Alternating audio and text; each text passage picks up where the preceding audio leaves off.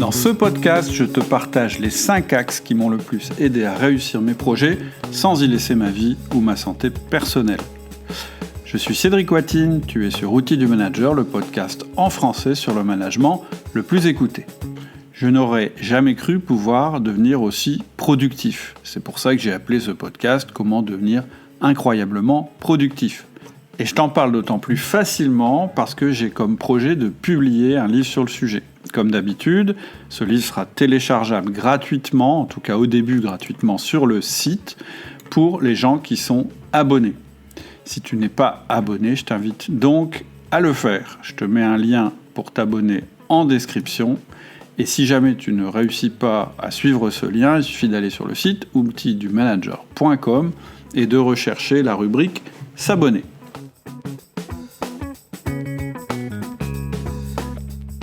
Alors tu sais que je suis chef de plusieurs entreprises et que j'ai créé Outils du Manager que j'anime en parallèle. Je suis aussi en train de travailler actuellement sur un nouveau projet qui me tient à cœur dans le domaine de l'entrepreneuriat. Tu sais aussi que je publie quasiment toutes les semaines un podcast, plusieurs mails, chaque semaine aussi, un article, plusieurs vidéos et une ou plusieurs formations par mois. Pourtant, j'estime que j'ai une vie équilibrée entre ma famille, les voyages, le sport, les passions, les loisirs. Je ne vais pas dire que je m'ennuie, mais je ne suis pas non plus hyper actif, hyper stressé. De toute façon, j'en suis pas capable. Je pense que j'ai une capacité de travail normale.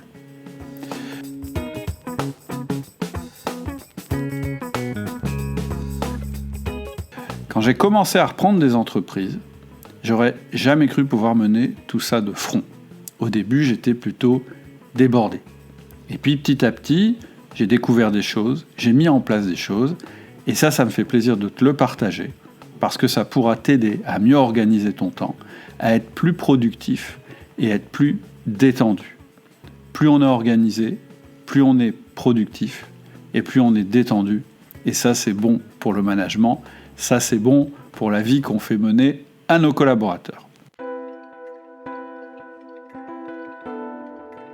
Donc je vais te proposer 5 axes majeurs pour augmenter de manière incroyable ta performance.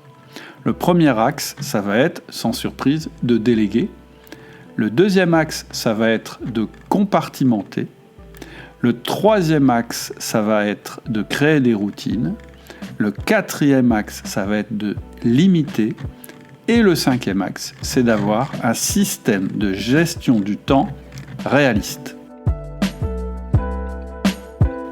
On commence par le premier axe qui est déléguer. Alors bien sûr, on va parler d'organisation, il est indispensable que tu sois organisé, mais l'organisation, l'optimisation de ton temps, etc., ça n'est pas le levier le plus important. On va voir que ce n'est pas le levier le plus important parce qu'il a une limite, parce que tout simplement, ton temps a une limite. Ce qui n'a pas de limite, c'est ce que tu vas pouvoir déléguer.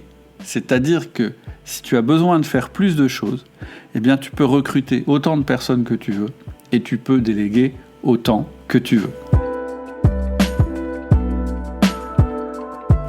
Par contre, optimiser le temps que tu as, c'est limité, puisque par essence, le temps est limité. On en reparlera plus tard. Donc le levier le plus important pour décupler ta productivité et ta capacité à générer plus de valeur ajoutée, c'est sans aucun doute possible la délégation. Comme je te l'ai dit, je me suis passionné pour la productivité personnelle et je vais t'en parler bientôt, mais ce qui m'aide infiniment plus que tout le reste, c'est pas ça, c'est la délégation. Et si tu dois ne retenir qu'une chose à propos de la délégation, c'est une règle ultra simple. Ne garde que l'indispensable et délègue tout le reste. Moi, je suis un obsédé de cette question. C'est-à-dire que cette question, je me la pose tout le temps. Je me pose tout le temps la question, et elle est même notée dans mon agenda. Est-ce que ce que je suis en train de faire est indispensablement fait par moi, ou est-ce que je pourrais le déléguer ? Pourquoi je me pose cette question en permanence ? Parce qu'en fait, je sais d'expérience que déléguer, ça signifie dégager du temps tout neuf pour être capable de recréer de la valeur ajoutée ailleurs.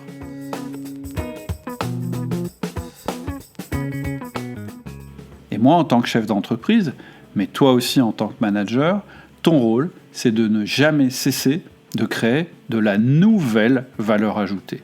Or, si ton temps est saturé, tu ne peux pas créer davantage de valeur ajoutée. Et donc la délégation, c'est la clé pour créer de la valeur ajoutée. Personnellement, à chaque fois que j'ai voulu créer un nouveau business, je me suis rendu compte que je faisais plein de choses pour lesquelles je n'étais pas indispensable dans mes autres business.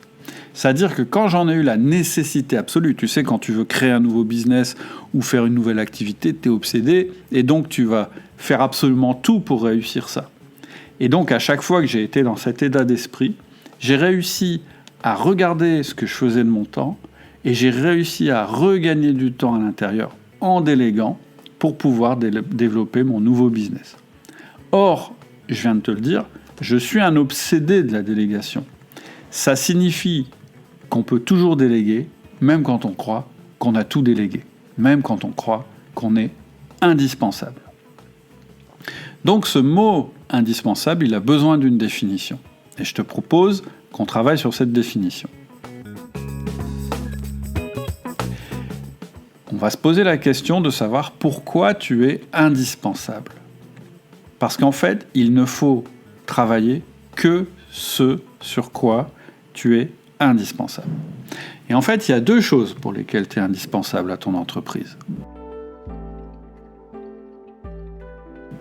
La première chose, c'est ce dans quoi tu es exceptionnellement bon, supérieur à la moyenne, génial ou hors du commun. C'est-à-dire si tu es un formidable commercial, ou si tu es un formidable orateur, ou si tu es un formidable écrivain, ou un formidable codeur. Eh bien très clairement, si c'est toi le meilleur dans ce domaine-là, en tout cas aujourd'hui dans ton équipe, eh bien tu dois continuer à le faire, parce que c'est toi qui as la plus forte productivité. Par contre, ça ne veut pas dire que tu ne vas pas recruter quelqu'un qui sera meilleur que toi.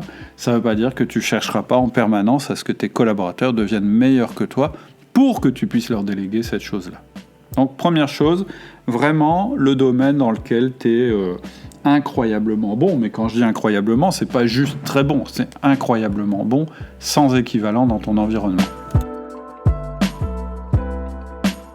La deuxième chose, c'est ce qui fait le noyau de ta fonction telle qu'elle est définie par ton boss ou ta fiche de fonction ou par toi-même si tu es chef d'entreprise, c'est-à-dire ce qui fait vraiment l'essentiel, c'est-à-dire les tâches que tu ne peux absolument pas confier à quelqu'un d'autre, par exemple des fonctions de représentation, des fonctions, où tu manies des données confidentielles ou des fonctions stratégiques. Donc ce que je te propose de faire pour voir ce que tu peux déléguer, c'est deux listes. Une liste des tâches pour lesquelles tu es exceptionnellement doué, et il ne faut pas qu'il y en ait beaucoup, parce qu'on n'est jamais doué dans tous les domaines, et la liste des tâches qui font partie du noyau de ta fonction. Et parfois tu vas voir qu'en fait c'est la même liste. En général, le noyau de notre fonction, c'est justement les choses pour lesquelles on est exceptionnellement doué. Une fois que tu as fait ces listes-là, tu vas te plonger dans ton agenda et tu vas regarder ce que tu as fait la semaine dernière, la semaine d'avant, et ainsi de suite. Et puis, tu vas te plonger aussi dans tes listes de tâches, si tu as des listes de tâches, et tu vas regarder ce qu'il y a dans ta liste de tâches, ce que tu as fait, tu vas le noter, et ce qui te reste à faire, tu vas le noter aussi. Et le jeu, ça va être de comparer les deux.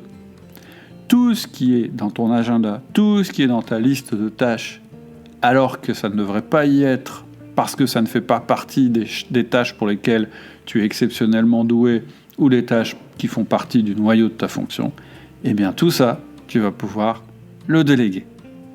Je ne vais pas ici rentrer dans les détails de comment déléguer, puisque j'ai fait des podcasts là-dessus, et que j'ai même une formation complète sur le sujet qui s'appelle le manager essentiel, et qui, en fait, a pour postulat le fait que les meilleurs managers, ce sont ceux qui délèguent le mieux.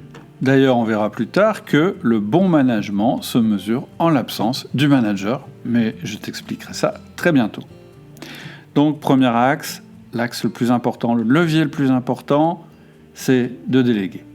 Maintenant, c'est pas parce que tu délègues que tu dois pas apprendre aussi à être efficace et à être productif. Le deuxième axe, c'est compartimenter. Ça, c'est vraiment le deuxième déclic énorme que j'ai eu dans ma vie professionnelle.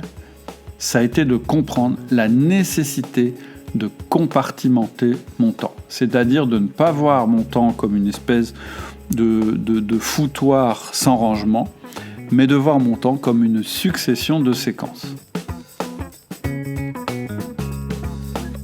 La première chose à comprendre, c'est que ton temps, ça va être une alternance entre l'absence et la présence.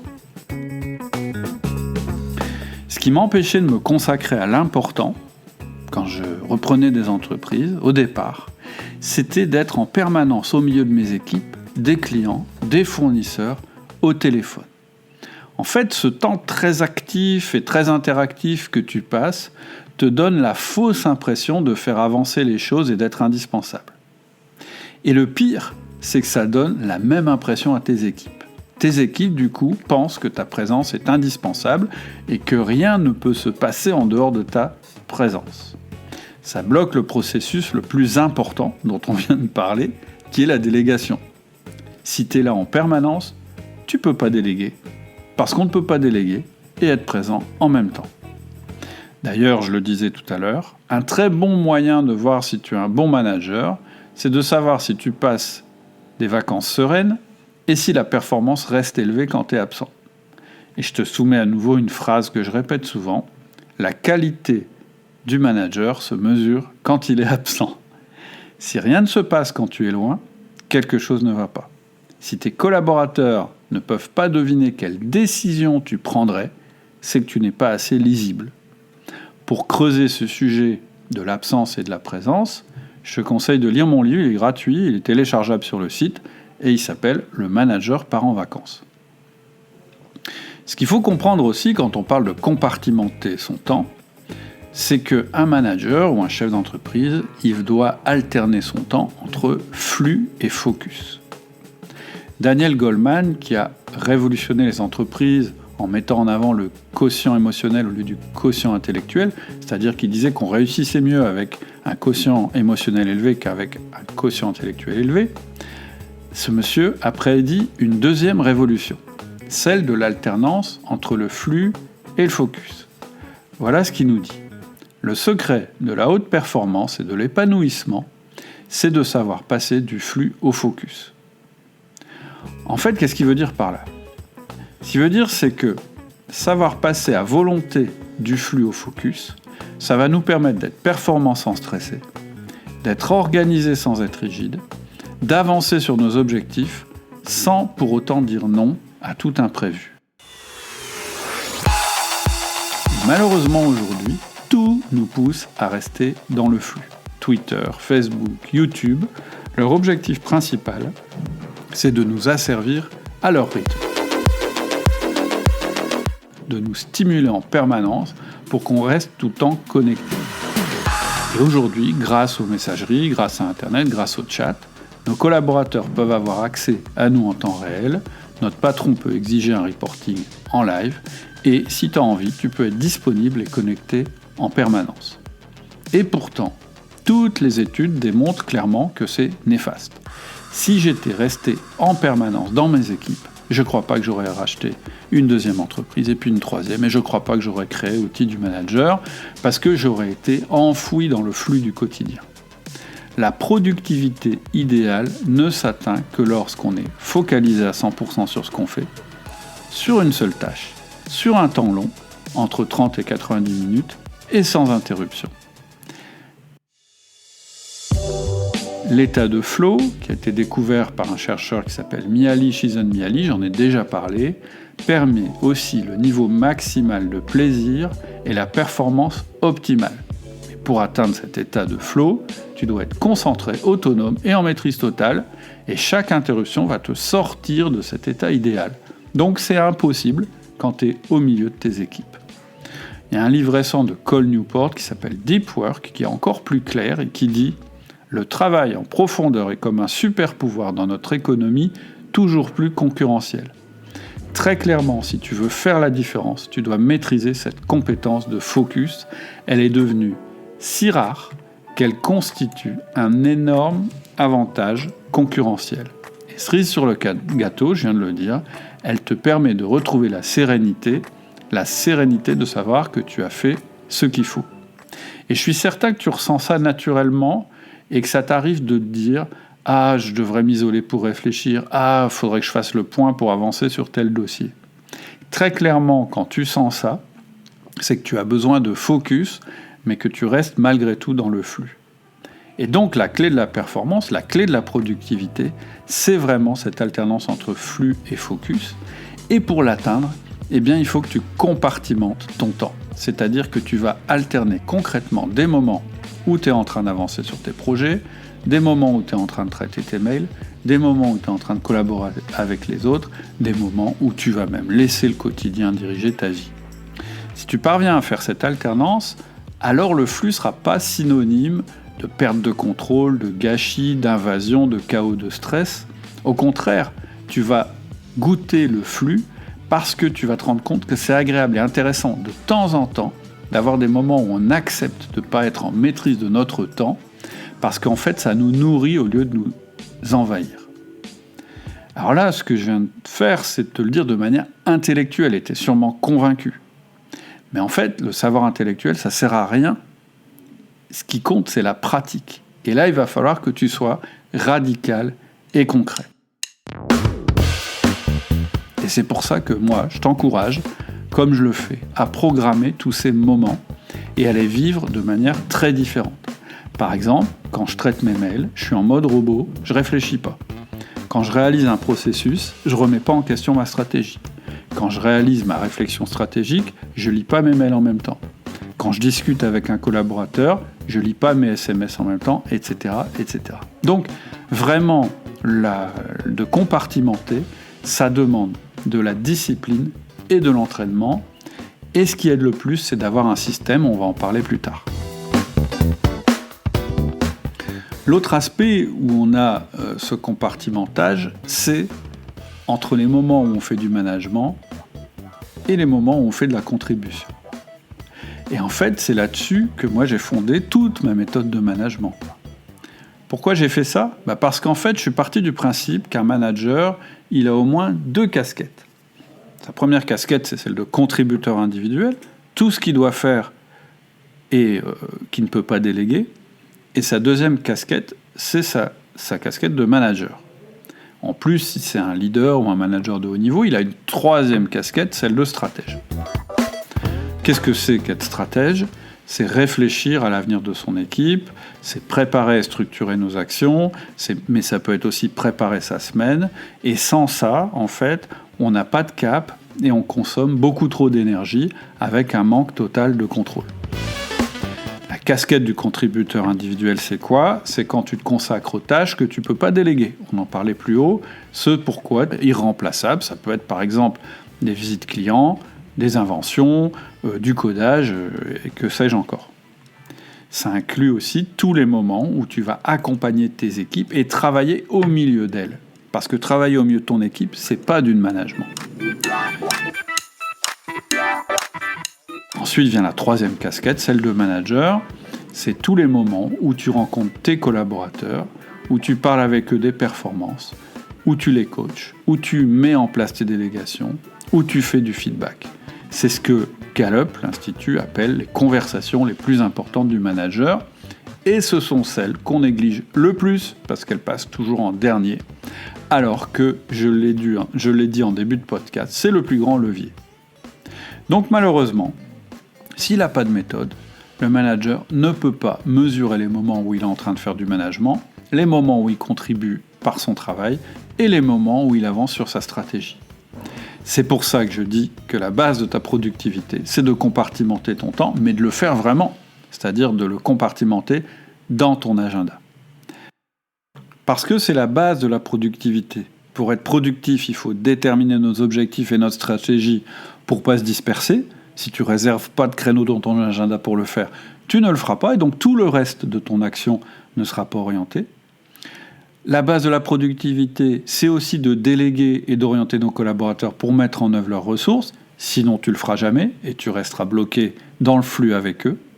Et la base de la productivité, c'est de ne travailler que ce sur quoi on est les plus performants. On vient d'en parler. Donc, qu'est-ce que ça va être la clé pour compartimenter ton temps ? Et c'est ça l'important. La première chose, ça va être de démarrer ta semaine par une routine stratégique avant d'aller dans le flux, parce que c'est ça qui va conditionner ta semaine. Ça va être de programmer tous tes moments de management pour toute l'année et d'en faire des moments incontournables. C'est le rôle du 1 à 1 et des réunions d'équipe. Ça va être d'être super structuré et organisé pour tes moments de contribution individuelle. Ça va être les routines et on va en parler juste après. Et ça va être de ménager des espaces de respiration entre chacun de ces compartiments. Et ça, je vais t'en parler dans la partie 5 parce que c'est hyper important. Si tu ne ménages pas ces espaces de respiration, tu vas faire un burn-out. On arrive au troisième axe qui est de créer des routines. Et ça fait 20 minutes qu'on est ensemble. Donc je pense qu'on va faire une petite pause. Et puis on se retrouve donc bientôt pour ce troisième axe, celui de créer des routines. Voilà, j'espère que ça t'a plu. Je reprends un petit peu ce qu'on s'est dit. On a vu que le levier le plus important, le levier primordial, celui qui permet une croissance infinie de la valeur ajoutée, c'est la délégation. Et que pour déléguer, ce qu'il fallait faire avant tout, c'était la liste des choses qu'on ne pouvait pas déléguer. Ce qu'on ne peut pas déléguer, eh bien, c'est ce dans quoi on est extrêmement bon, ce dans quoi on est le meilleur, et puis toutes les choses qui constituent le noyau de notre fonction. Mais tout le reste, sans répit, il faut essayer de le déléguer. C'était le premier axe. Le deuxième axe, c'était de compartimenter ton temps, c'est-à-dire d'avoir des séquences que tu mets dans ton agenda. Ça te permet d'alterner l'absence et la présence, et donc de développer la délégation. Ça te permet d'alterner le flux et le focus, ce qui est le secret de la haute performance. Ça te permet aussi d'avoir tes 3 casquettes, celle de contributeur individuel, celle de manager et celle de stratège. C'est ça qui va structurer tes semaines. La prochaine fois, on verra le rôle des routines et on va voir à quel point ils s'intègrent dans la stratégie qu'on a déjà déterminée. Alors j'espère que tout ça, ça t'a donné envie de creuser les sujets. Tu sais que moi, je réalise des formations, c'est-à-dire des formations tournées vers l'action qui te permettent de mettre en place tous les concepts dont je te parle dans les podcasts. Si ça t'intéresse, si tu as envie d'aller voir, eh bien, tu vas sur le site www.outildumanager.com et tu vas dans la partie formation. Tu verras qu'il y a plusieurs formations qui reprennent les concepts dont on a parlé, entre autres toutes les formations sur le management et en particulier le manager essentiel. Et surtout, les 2 formations qui sont vraiment focalisées sur la performance individuelle, qui s'appellent le SOR, le système d'organisation réaliste, qui est le best-seller d'outils du manager, et une autre formation qui s'appelle le système de progression réaliste, qui te permet de te fixer des objectifs réalistes sans que ça tourne au burn-out. Donc c'est quand même intéressant d'aller voir. Voilà, je te donne rendez-vous en tout cas dans le prochain épisode pour continuer sur le thème « Comment devenir incroyablement productif ». Je te souhaite une excellente semaine.